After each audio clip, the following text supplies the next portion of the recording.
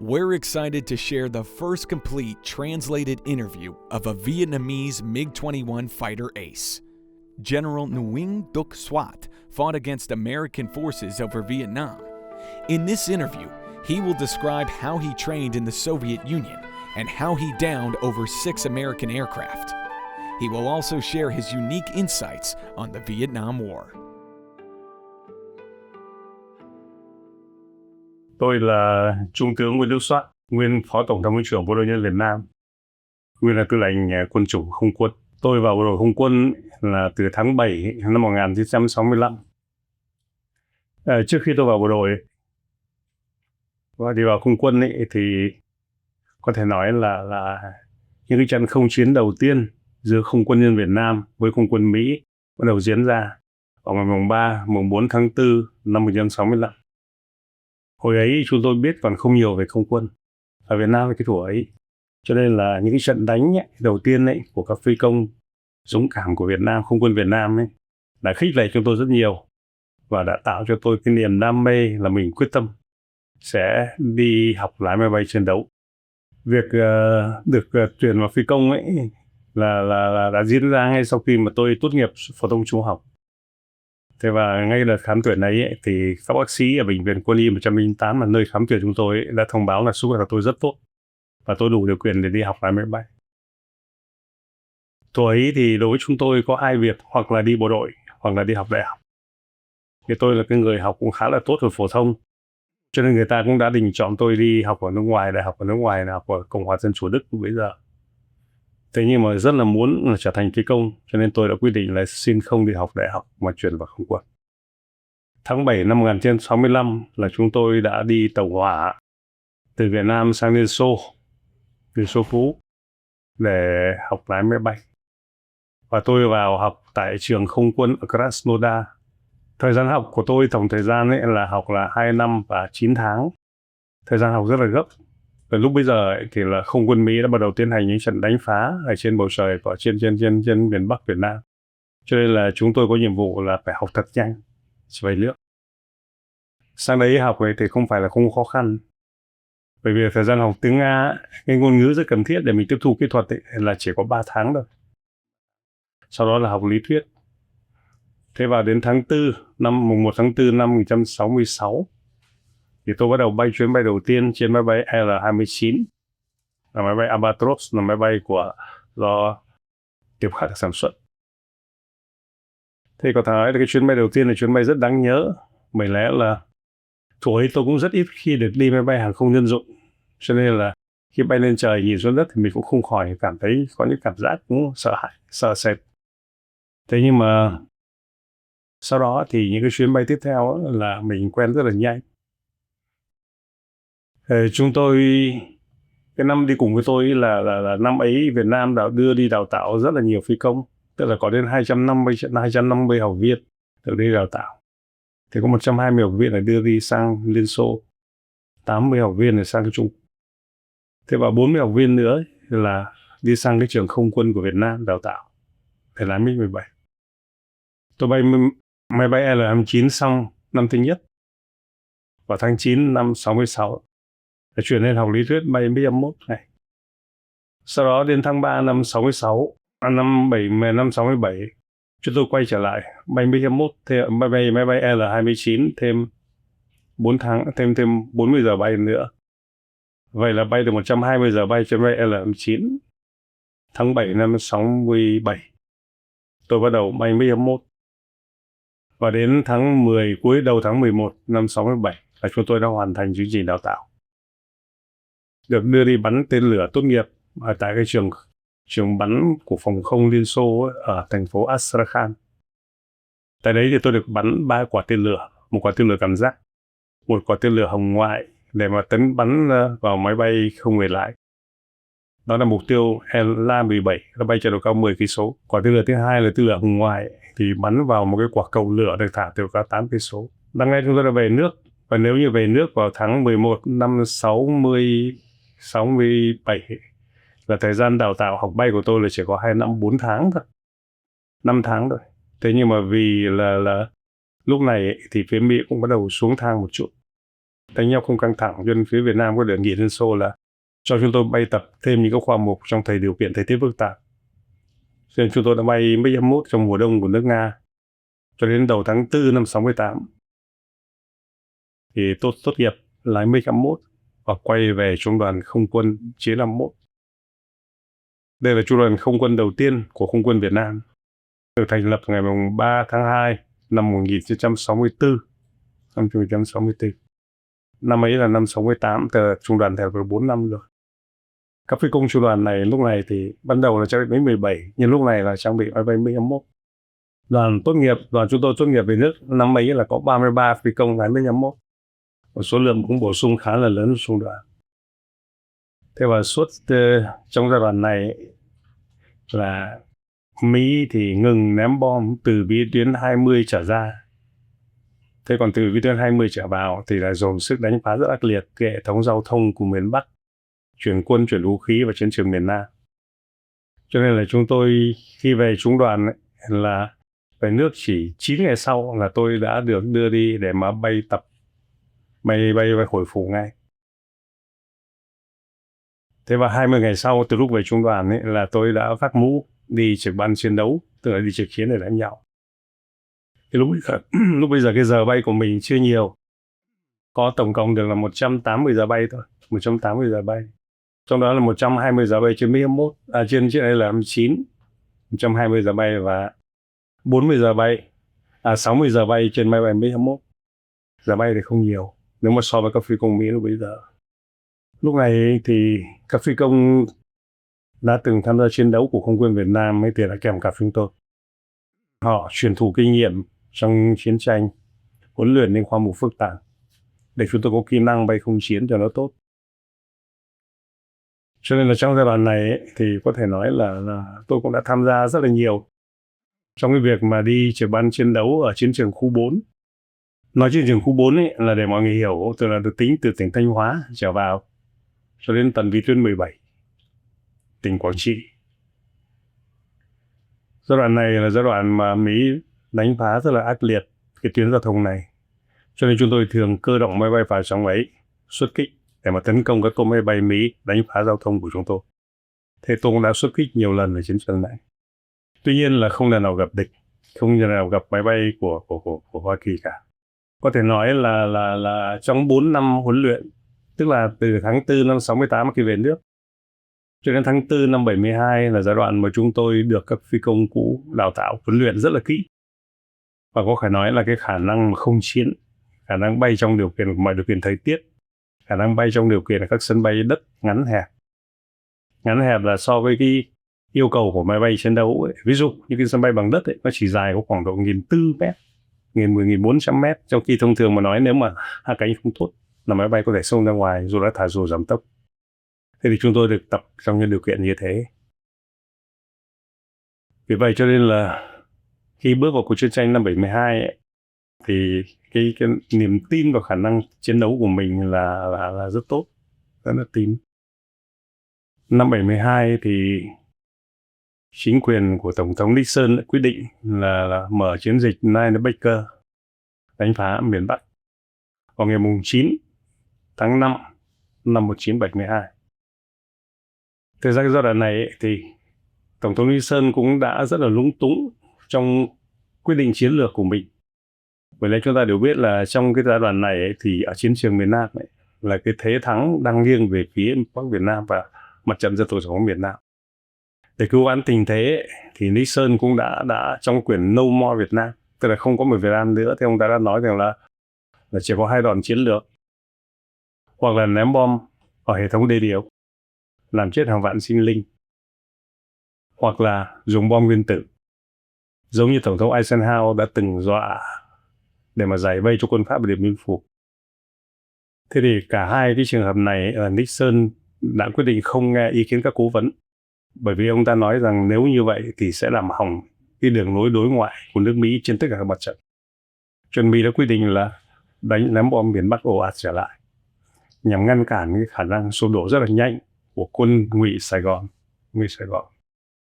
Thì cái đợt đánh phá lần này nó của Nixon ấy, nó khác cái cuộc leo thang chiến tranh của Tổng thống Mỹ Johnson ở hai cái điểm thế này.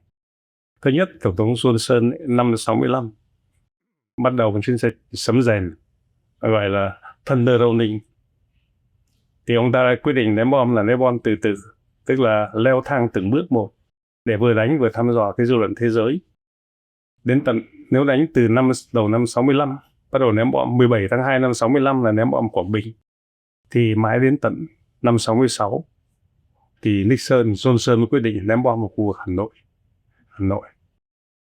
Thì Nixon thì khác hẳn, là ông ta ngay ngày đầu tiên đã đánh phá ngay lập tức vào khu vực Hà Nội và các thành phố con đèo khác của Việt Nam. Tôi còn nhớ là cái ngày 9 tháng 5 năm 1972 khi mà Tổng thống Nixon tuyên bố là chiến dịch Nine Baker bắt đầu. Tiến hành phong tỏa tất cả các cảng biển của Việt Nam, dùng tàu biển bắn phá các cảng và đưa máy bay đánh phá tất cả các sân bay, tất cả hệ thống phòng không và hệ thống các căn cứ của Bắc Việt Nam. Thì ngày hôm ấy là có đến hơn 400 lần chiếc máy bay của Mỹ đã xuất kích. Trong đó thì là 2/3 là của Hải quân từ 4 tàu sân bay trên vùng Vịnh Bắc Bộ. Còn 1/3 là từ căn cứ ở Thái Lan và Nam Việt Nam đánh phá suốt ngày. Ngày hôm ấy là tôi là người chỉ huy ở ngoài sân bay, không trực tiếp đánh. Nhưng tôi biết là không quân Việt Nam xuất kích cũng rất là nhiều. 22 tốp máy bay đã xuất kích lên, bao gồm 64 lần chiếc. 64 lần chiếc. Và đã có 6 trận không chiến xảy ra.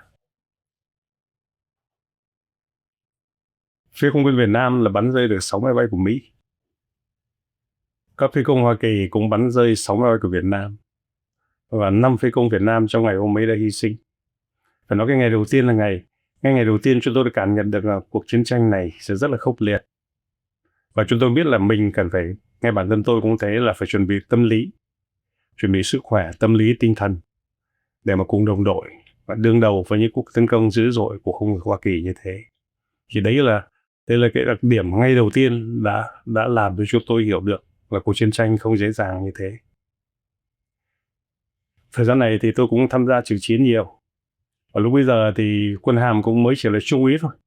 Bởi lẽ là quân hàm của phía Việt Nam thì nó cũng khác ở chỗ là học bay về xong ấy, nửa năm sau thì phong quân hàm là thiếu úy.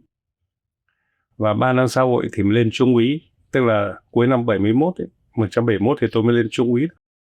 Cái nhau này. Thế nhưng bước vào năm 72 thì mình đã là đại đội phó rồi. Tức là phi đội phó và phi đội. Chỉ huy bộ đội khoảng 14 người tham gia đánh nhau.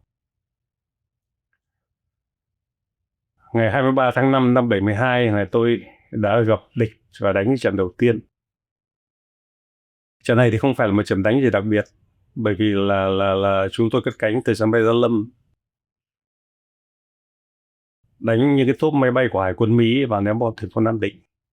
Thành phố Nam Định thì nằm rất là gần biển, tức là cách bờ biển khoảng 10-15 cây số thôi. Hải quân Mỹ vào đánh rất là nhanh. Thì xuất kích lên ấy, thì tôi đã nhìn thấy là những khói bom nó đang trùm lên cái thành phố ấy rồi. Mình bay xuống rất là nhanh và lúc này các máy bay của Mỹ bắt đầu đã thoát khỏi khu vực ném bom mà bay ra ngoài. Chỉ huy ở dưới mặt đất dẫn tôi tiếp cận vào một chiếc máy bay, vào một tốp máy bay thì tôi phát hiện là chỉ còn có một chiếc thôi, một chiếc máy bay A7. Cũng không hiểu sao có một chiếc cuối cùng bay ra. Phải chăng đây là chiếc cuối cùng tấn công cái mục tiêu mặt đất lúc bấy. Thì máy bay này nó cơ động rích rắc, tức là họ cứ vòng như này. Sợ rằng là bị bắn, sẽ bị bắn rơi. Tôi từ trên cao bổ sung và thấy là nó đang vòng phải như này thì tôi bắn một quả tên lửa. Quả tên lửa nó sượt ra bên cạnh. Máy bay vòng phải tiếp. Và tôi chìm xuống thấp hơn nào. Và cái ly cỡ chừng đổ 1.200 mét, một cây 2. Máy bay cũng đang vòng cái này thì tôi bắn quả tên lửa thứ hai. Và quả tên lửa thì đi rất là căng, chui tụt vào cái máy bay. Và tôi thấy là cái máy bay A7 ấy, nó bị gãy làm đôi thế này. Thế là tên lửa đã chui rất là đúng vào trong bụng cái máy bay ấy, và nó nổ ở trong bụng máy bay cho nên máy bay gãy làm đôi. Tôi kéo dựng lên ấy, phi công số 2 bay ở sau tôi ấy, thì là tôi hô là cháy rồi. Xong quay lại nhìn thì thấy nó cháy rồi. Phi công số 2 hô là nó nhảy dù rồi. Tức là phi công Mỹ đã nhảy dù ra. Máy bay rơi ở cái huyện Xuân Trường của thành phố Nam Định, ngay giáp ven biển. Tôi bay về sân bay và hạ cánh. Viên phi công ấy là Trung tá Baron. Ông ta nhảy dù được nhưng không hiểu sao cuối cùng thì đã tử nạn. Hài cốt ông ta sau này cũng đã được bàn giao cho cái lực lượng tìm kiếm quân nhân Mỹ mất tích ở Việt Nam ấy, OMIA, để mà đưa về nước. Thì đấy là cái trận đánh đầu tiên mà tôi đánh. Tôi quên một chi tiết này, có lẽ là kể lại thêm. Tức là trong cái thời gian mà từ năm 68 cho đến năm 72 ấy, thì cái máy bay đầu tiên mà tôi bắn rơi ấy là không phải cái A7 ấy đâu, mà là lúc bây giờ thì trong cái năm hòa bình ấy là phía Mỹ thả rất nhiều máy bay không người lái vào, trinh sát hệ thống phòng không, trinh sát hệ thống các cái căn cứ kho hàng để mà tổ chức đánh phá. Thì vào ngày 13 tháng 3 năm 1969 thì tôi đã bắn rơi một máy bay trinh sát không người lái ở độ cao 300 mét. Đánh người không người lái nó khó ở chỗ là nó bay rất là thấp, cho nên radar là không bắt được, hoặc bắt bập bõm lúc khó lúc không. Cho nên phi công là phải phát hiện rất là tốt. Thứ hai là máy bay không người lái thì cái luồng nhiệt từ phía đuôi động cơ của nó là rất nhỏ, cho nên khi bắn tên lửa vào nó là phải rất chính xác, cự ly bắn là phải gần hơn và bắn phải tốt hơn. Đặc biệt là cái điều khiển máy bay độ cao khoảng 300 mét, tốc độ lớn một chút máy bay nó lặn. Nhưng hôm ấy tôi đã bắn rơi được. Chính đây là cái cơ sở rất là tốt cho mình. Để mình đánh trận thứ hai ấy, ngày mùng 23 tháng 5 năm 72 thì nó tốt hơn. Tiếp theo thì tôi còn đánh thêm một số trận đánh khác nữa. Tức là trong năm 72 ấy, ngoài cái A7 ấy, thì tôi còn bắn rơi thêm được 4 chiếc máy bay F4 nữa. Vào ngày 24 tháng 6 năm 72 là cái ngày mà có một cái trận đánh rất là hay xảy ra. Và tôi nghĩ rõ ràng cái trận đánh này là ông trung đoàn trưởng của tôi ấy, là Nguyễn Hồng Nhị, thiếu tá lúc bây giờ là ông đã rất là giỏi chỉ huy. Đại đội của tôi hôm ấy là trực 3 đôi. Chúng tôi trực 2 chiếc một, không phải là 4, chỉ là 2. Thế thì khi mà các tốp F4 tiêm kích vào trước, phía Mỹ hoạt động như thế này thông thường là cho các máy bay gây nhiễu đầu tiên. Tiếp theo ấy là cho các máy bay tiêm kích vào để khống chế các sân bay và phục ở những khu vực mà MiG có thể xuất kích để mà yểm hộ cho các máy bay tiêm cường kích đeo bom đi vào. Thêm nữa là các máy bay F4 tiêm kích ấy là yểm hộ trực tiếp trong đội hình các máy bay F4 mang bom. Thế thì ông trung đoàn trưởng quyết định là cho một tốp MiG-21 đầu tiên cất cánh và kéo dần lên cao. Radar của Mỹ phát hiện được, đã dẫn các máy bay tiêm kích yểm hộ ấy bám theo hai máy bay này. Và khi mà cái tốp 20 máy bay F4 đeo bom vào để tấn công, thì chỉ huy sở đã dẫn đôi của tôi lên. Và chúng tôi đã phát hiện được là 20 chiếc F4, 4 chiếc một bay đội hình, khoảng độ 3 cây một tốp, 4 chiếc, 3 cây một tốp, 3 cây một tốp, 3 cây một tốp như thế này. Bay ngược, tôi bay thấp ở dưới, một cái tốp nó bay ở trên cao này. Khi phát hiện được, bút thùng phù tăng lực kéo lên. Chúng tôi bắt đầu kéo vào tấn công, thì 4 chiếc F4 ở phi vòng đầu này vòng gấp lại tấn công chúng tôi. Phi công số 2 báo là có 4 chiếc đang đối đầu. Phát hiện là cái tốp này không thể nào bắn được kịp mà tôi vẫn vòng vào tấn công kịp trước khi tốp này vòng lại để mà bám vào tôi. Cho nên tôi hô là kệ nó không làm gì được mình đâu. Tôi tấn công tốp thứ 3, tốp thứ 4 đi. Và chúng tôi lao vào tấn công. Kết quả là tôi bắn một quả tên lửa, là rơi một gãy luôn một cái máy bay. Khi biết là có MiG tấn công, phi công số 2 cũng bắn rơi một chiếc khác. Các phi công Mỹ phát hiện được rằng có MiG tấn công, cho nên là tất cả họ đã vứt bom và thoát ra khỏi khu chiến. Thì phải nói là sau khi mà máy bay thoát khỏi khu chiến xong ấy, thì lập tức là sở chỉ huy đã cho tiếp một cái đôi MiG-21 nữa, mà do ông Nguyễn Văn Nghĩa lát nữa tôi sẽ gặp ấy, là bay tiếp lên để tấn công. Và các máy bay F4 đang tìm các phi công Mỹ bị bắn rơi đang vòng ở khu vực ấy. Ông Nghĩa cũng lại bắn rơi được một chiếc nữa. Thì trận đấy ngày hôm ấy đại đội tôi là bắn rơi được 3 cái F4, chúng tôi về an toàn. 3 ngày sau, vào ngày 27 tháng 6 năm 72, thì có một trận đánh nữa xảy ra cũng rất đặc biệt. Tức là buổi sáng ấy, thì tên lửa và không quân ấy, là bắn rơi được 3 cái máy bay Mỹ. Đến buổi chiều ấy, thì các máy bay F4 bắt đầu bay vào để tìm các phi công.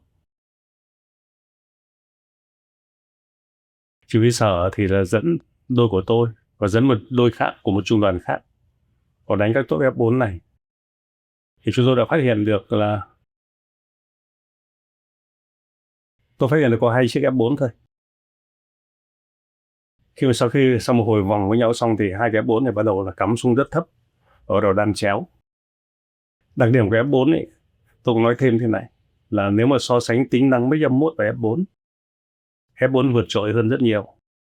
Thứ nhất ấy, máy bay lớn hơn, radar phát hiện xa hơn, cơ động ở độ cao thấp 4.000 trở xuống ấy, là tốt hơn MiG-21, tức là hệ thống vòng gấp như thế này là hơn hẳn MiG-21. Tên lửa của F4 bắn xa hơn, bắn từ cự ly 4 đến 6 cây số. Còn tên lửa của chúng tôi là chỉ có thể bắn được cự ly là 1,5 cây đến 2 cây, không cây đến 2 cây số. Xa hơn là không tới được. Thế và máy bay F4 có thể vòng rất cấp nhưng vẫn có thể bắn được, tên lửa vẫn theo được. Còn MiG-21 ấy là khi bắn là phải lấy cần lái ra, bắn tên lửa xong thì tên lửa mới theo được, nếu không nó văng ra ngoài. Phải nói là so sánh thì như thế. Thế nhưng mà cái trận này thì cái quan điểm chung của không quân chúng tôi lúc bây giờ là gì, là cố gắng đánh các túp F4 mang bom, không đánh các túp máy bay tiêm kích đi ủng hộ. Nhưng ngày hôm ấy thì ông trung đoàn trưởng quyết định là sử dụng máy bay để đánh vào cái túp này. Cuối cùng tôi đuổi theo 2 chiếc nó vòng chéo như thế, đuổi rất là xa. Cuối cùng sau khi một máy bay nó vòng rất là thấp, vòng gấp xuống dưới này, tôi cũng bám theo xuống dưới. Và khi bắt đầu họ vòng ngược trở lại kéo lên thì đúng cự ly bắn tên lửa. Thì tôi bắn một quả. Tên lửa thì nổ trúng mục tiêu. Tôi kéo lên thì tôi thấy là có một cái dù bung ra. Và chúng tôi về hạ cánh, biên đội. Phi công số 2, bay số 2 của tôi ấy, cũng bắn rơi được một chiếc nữa. Về hạ cánh. Viên phi công mà tôi bắn rơi ấy, sau đó 4 ngày, tôi được vào thăm ông ta ở tại Hỏa Lò, nhà tù Hỏa Lò ở Hà Nội.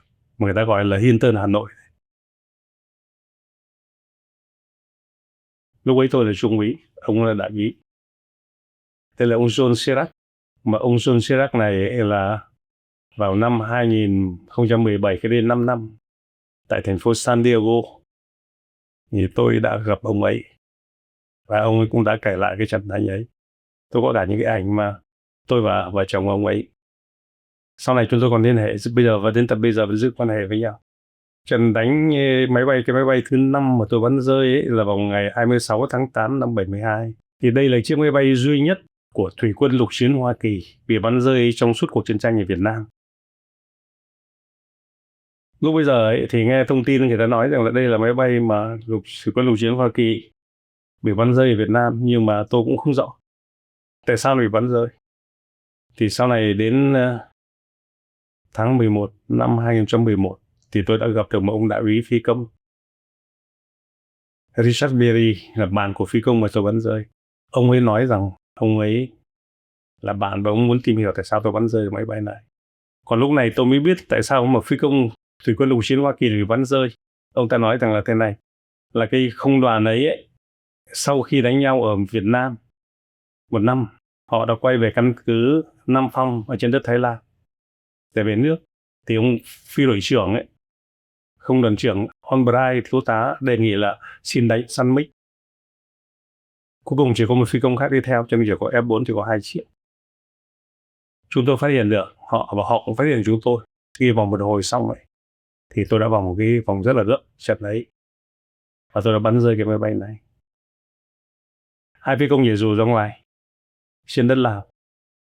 Như một người khi Hoa Tiêu thì được cứu thoát, còn phi công thì là tuy là liên lạc được nhưng sau đó cũng vẫn không tìm được. Đến năm 88 người ta mới tìm được hôm nay. Tôi mới hỏi thế tại sao máy bay lên cao như vậy, thì họ báo rằng là họ đã nhìn thấy 2 cái MiG và thông báo về nhà. Và tôi cũng nhìn thấy họ thấy cái càng như thế này. Và hai bên bắt đầu vòng lại tấn công nhau. Thì cái trận này tôi nghĩ có lẽ là do mình đã đánh nhau nhiều rồi, kinh nghiệm hơn là các phi công Hoa Kỳ. Mà là Thủy quân lục chiến chỉ quen tới cái mục tiêu mặt đất, cho nên họ đã không có kinh nghiệm bằng tôi. Thì cái này là cái mà có thể khẳng định được. Cái máy bay cuối cùng tôi bắn rơi ấy là vào ngày 12 tháng 10 năm 1972. Đây là một trận đánh cũng khá là phức tạp. Khi mà chúng tôi có hai máy bay tấn công 12 chiếc F-4. Chúng tôi phát hiện mục tiêu thông thường bằng mắt mà không bật radar, bởi vì mở radar lập tức là máy bay F-4 biết ngay là có mic, cho nên họ sẽ vòng ngược trở lại. Thì tôi phát hiện được 4 chiếc đầu tiên rất xa. Tôi mới báo cho phi công số 2 là một phi công rất là giỏi, là anh Nguyễn Tiến Sâm, ông này cũng đã bắn rơi 5 cái F-4 rồi. Bay số 2 tôi bảo là thôi thấy 4 chiếc tấn công 4 chiếc này. Tôi hô ông là anh ở trên quan sát không xuống. Thì tôi vừa bổ xuống xong anh bảo cải bằng ra dưới bụng nhiều lắm, thì lật lại thì hóa ra chúng tôi bay cao hơn 2 cây số, đè lên bụng. 8 cái F-4 đang ở dưới, bắt đầu vứt thùng dầu phụ, vứt bom. Thì 4 chiếc bắt đầu vòng lại. Và 8 chiếc sau này thì 6 chiếc bắt đầu vòng sang bên trái này. 2 chiếc vòng sang bên phải. Tôi đoán ngay là 2 thằng vòng phải này thế nào cũng sẽ vòng lại về phía này. Nếu tôi bám theo 6 thằng này, thì lập tức 2 thằng này nó quặp lại phía sau của mình bị lọt vào giữa. Tôi quyết định là tấn công 2 thằng vòng phải. Thì khi vẫn đang vòng phải rất là gấp thế này, thì ông Sâm báo là 4 thằng đầu tiên nó đã bám phía sau mình rồi. Tôi hỏi còn xa không, anh bảo là còn 5 cây. Tôi bảo nó chưa bắn được kịp mình đâu. Thì mình đã vào rất gần rồi. Đang vòng phải rất là gấp, thằng nó cày vắt ra ngoài này. Mình theo cái đà bao giờ mình cũng bị văng theo như thế này. Tôi nghĩ là tôi mà ngắm lâu ấy là đằng sau nó giã là rơi ngay. Tôi chỉnh lại điểm ngắm, bắn một quả tên lửa xong mình kéo dựng lên. Đã thấy 4 quả tên lửa là chui qua dưới bụng mình. Tôi dựng lên thì lật lại thì thấy cái máy bay F-4 cái lầm tôi. 2 phi công nhảy dù. Ông Sâm hô là 2 thằng nhảy dù rồi. Tôi bảo anh có thấy nó cháy đẹp không? Bảo đẹp lắm. Cái bay về 2 cánh.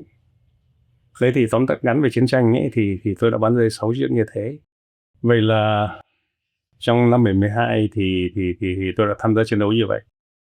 Còn trong 12 ngày đêm khi mà chiến dịch Linebacker 2 Mỹ dùng B-52 đánh phá Hà Nội, tôi cũng đã tham gia một trận đánh để mà bảo vệ địa tên lửa vào ngày 22 tháng 12 năm 72. Trận này thì tôi không bắn rơi được máy bay nào. Nhưng mà phi công bay số 2 của tôi thì bị bắn rơi. Ông ta nhảy dù. Thì trong cuộc chiến đấu ấy, trong cuộc chiến tranh với không quân Hoa Kỳ thì có một cái điểm này tôi cũng thấy này. Thứ nhất là phía Mỹ thì có mấy cái điểm hơn chúng tôi. Một là số lượng đông hơn. 2 là vũ khí trang bị tốt hơn. 3 là phi công đào tạo cơ bản hơn. Và 4 ấy là cán bộ chỉ huy của không quân Hoa Kỳ là có nền nếp từ ngày xưa. 4 cái điểm ấy là chúng tôi là không bằng. Tuy nhiên ấy, là trong cái điều kiện tác chiến trên bầu trời Việt Nam ấy, thì phía chúng tôi cũng có những cái lợi nhất định mà chúng ta phải khẳng định. Thứ nhất là chúng tôi chiến đấu trên bầu trời của mình. Cho nên là không có căng thẳng lo lắng. Các phi công Hoa Kỳ khi bay vào bầu trời Bắc Việt Nam là lo bị tên lửa bắn rơi, lo bị cao xạ bắn rơi, nó bị không quân. Tức là rất nhiều yếu tố.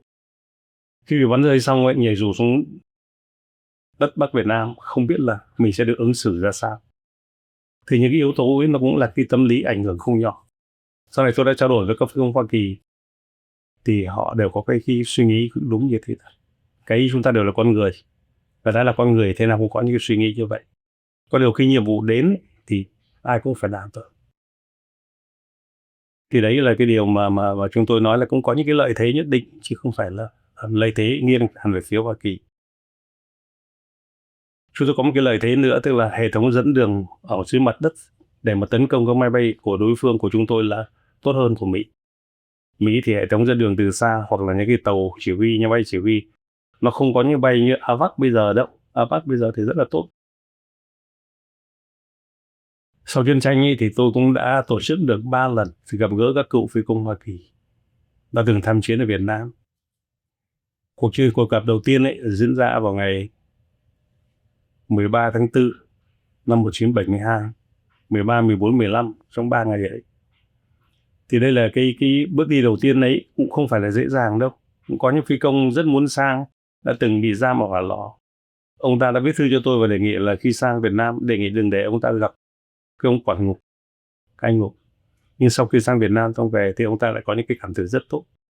Và đó chúng tôi rất nhiệt tình. Trong cái chuyến năm 2017, tháng 9 năm 2017, chúng tôi bay sang căn cứ thành phố San Diego để mà gặp gỡ các phi công Hoa Kỳ ở đây. Lần thứ 3 thì các cựu phi công Hoa Kỳ lại sang Việt Nam vào tháng 10 năm 1918. Thế và cũng có rất nhiều kỷ niệm để lại. Nhưng sau lần này thì chúng tôi cũng đã trở thành những người bạn của nhau. Và hiểu rằng là chúng tôi đều là những người lính đã hoàn thành nhiệm vụ của mình. Chúng tôi tôn trọng nhau, hiểu nhau. Và đều có nguyện vọng chung là làm sao gắn kết hai dân tộc, đoàn kết với nhau để cho cái quan hệ nó ngày càng tốt hơn. Đúng như là Tổng thống Mỹ Obama đã nói năm 2016 ở Việt Nam, là cái mối quan hệ giữa Việt Nam và Hoa Kỳ đã trải qua bước thăng trầm và rất khó khăn. Thế nhưng mà chúng ta đã vượt qua điều ấy. Và công lao rất lớn, phải nói là do các cựu quân nhân Mỹ đã từng tham chiến ở chiến tranh Việt Nam. Cũng là một cái bước để giúp chúng ta hiểu nhau hơn, gắn bó hơn. Thế và cảm thấy rằng là những cái công việc mà mình đã làm trong giai đoạn trước vì Tổ quốc mình thì đã được xứng đáng đền đáp. Tôi rất là cảm ơn cuộc đời đã cho tôi được trở thành phi công làm nơi chiến đấu, hoàn thành cái trách nhiệm công dân trong cái sự nghiệp bảo vệ Tổ quốc của mình. Thế và tôi cũng rất yêu bầu trời, rất yêu cái nghề nghiệp công việc của mình. Cho nên là tôi đã tham gia bay tất cả các loại máy chiến đấu mà không quân có. Như máy bay MiG-21, máy bay tiêm kích bom Su-22, Sukhoi 22, rồi máy bay tiêm kích đa năng Su-27. Khi đã là thiếu tướng phó tư lệnh quân chủng không quân rồi. Thế và tôi nghĩ là trong thời gian vừa qua những cái cuộc gặp gỡ giữa các cựu phi công Việt Nam cùng với các cựu phi công Hoa Kỳ đã giúp cho cái mối quan hệ giữa các cựu phi công với nhau thì tốt hơn lên, thật ra như người bạn. Không như vậy mà có tác động rất lớn cho cộng đồng, giúp cho quan hệ của các nước, của nhân dân hai nước chúng ta trở nên gắn kết hơn. Và với mong muốn rất lớn là chiến tranh không bao giờ xảy ra trên đất nước của chúng ta nữa. Thế đây là điều mong mỏi và mong rằng cái mối quan hệ Việt Nam Hoa Kỳ ngày càng trở nên tốt đẹp hơn, gắn bó hơn, sâu sắc hơn. In 1993, Nguyen Duc Swat was promoted to Deputy Commander of the Vietnamese Air Force, then later Commander in 1997. He attained the rank of Lieutenant General in 1999 and retired in 2008. In 2022, he traveled to San Antonio, Texas with a group of Vietnamese pilots and met several American veterans, including fighter aces Bud Anderson, Lester Gray, and Randy Cunningham. Thank you for watching our first MiG pilot interview. We have many future episodes to share from aviation legends around the world.